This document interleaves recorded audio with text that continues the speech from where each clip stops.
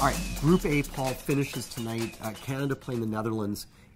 What, you have a weird look in your face. Well, that's because it's a tight game. We were expecting this to be a stroll in the park for Canada, and they're in trouble. Okay, so they've only got one goal so far, and that one goal, of course, was a 92nd minute penalty kick. So let's just say that they don't actually have any goals so far through 2 games. Who's actually, technically, Paul Chapman, who's going to score the goals then for Canada? Well, you know, we should be saying Christine Sinclair, but contrary to some of the narrative that's been running, Christine Sinclair has not had a good tournament.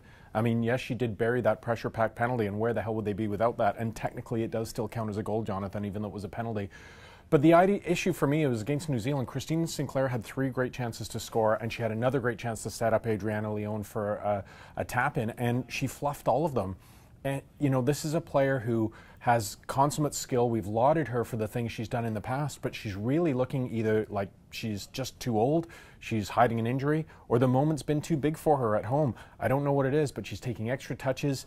She's had the opportunities to score, Jonathan, but she hasn't done it, and she's going to have to because there's no one else from Canada who's even close to threatening the goal. Do you think it makes a difference for Canada to be playing their 3rd group game somewhere different than the first 2, to be in Montreal now instead of Edmonton? Is that a good thing, a bad thing, or are you indifferent to it?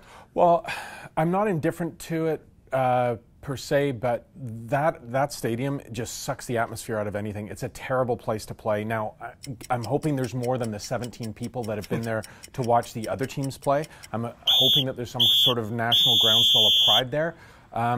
So they'll have the crowd on their side, but it's not an inspiring place to play. On Tuesday, we'll look ahead to U.S. Nigeria here at BC Place. And that will be inspiring.